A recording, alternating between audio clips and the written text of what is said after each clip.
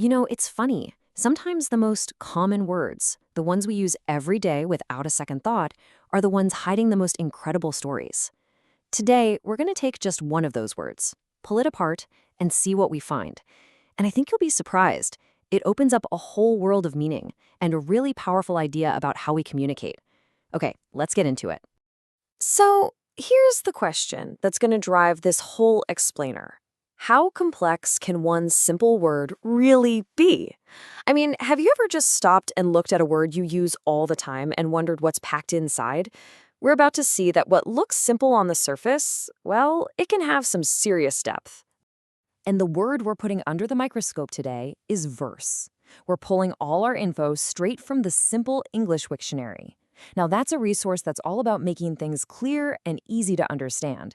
But as we're about to find out, simple definitely does not mean simplistic. Okay, so right there in the entry for verse, there's this one little sentence. It's so easy to just scroll right past it. But trust me, this tiny clue is the key that unlocks this entire story. It points to something way, way bigger than just this one word. And this is it. Verse is on the basic English 850 list. Now, I know what you might be thinking. Okay, so what?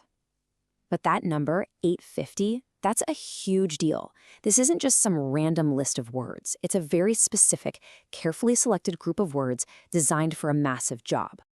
850, that's it. Out of the hundreds of thousands of words in the English language, this is the total number of words in a system called Basic English. It was designed to be a super powerful tool for people to communicate and learn across the globe.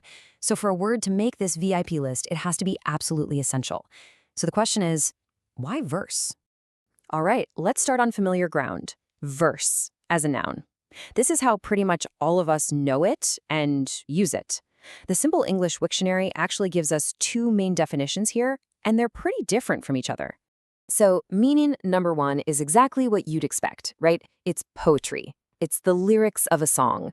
It's when you arrange words to have a certain flow and rhythm, a kind of music to them. It's all about the art of language. And the example they give is perfect. It was a book of verse. Short, sweet, and we all know exactly what that means. A book of poems.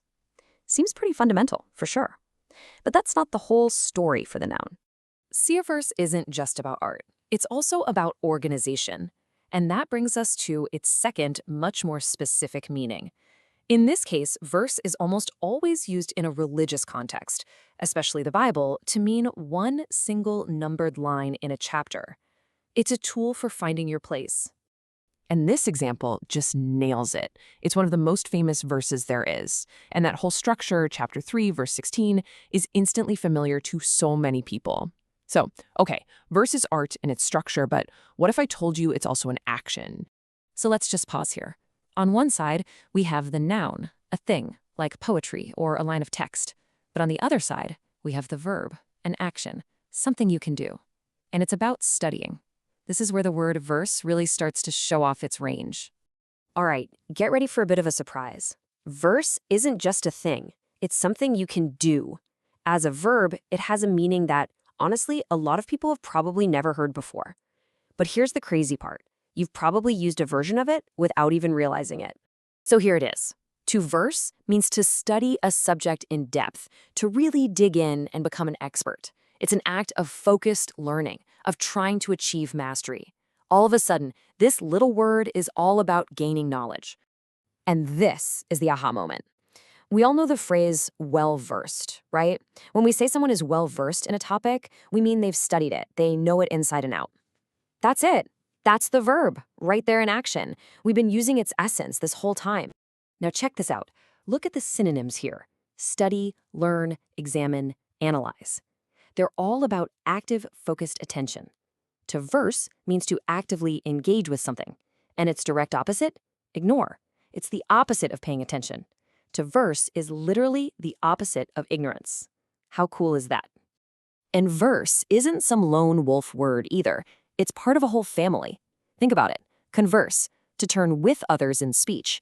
Diverse, different turns or kinds. Reverse, to turn backward.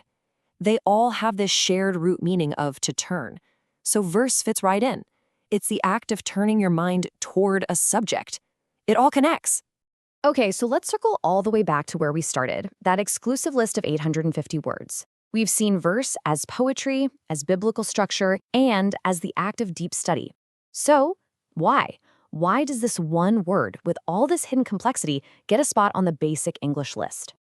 And here it is. This is the big reveal. The whole point of basic English isn't just to be simple, it's to be incredibly powerful. Verse is on that list because it's a Swiss Army knife. With just this one single word, you can talk about art, religion, and the very act of learning itself. That's the genius of it, a small toolkit for expressing absolutely massive ideas. So, what's the bottom line here? What do we walk away with? First, that simple words are often the deepest and most flexible ones we have. Second, that if you really master the basics, you have the foundation to communicate almost anything. And finally, that there are these amazing resources out there, like the Simple English Wiktionary, just waiting to help us all learn. So I'll just leave you with this final thought. We often chase after big, complicated words because we think they make us sound smart. But what if the real power, the real genius, was hiding in the basics all along?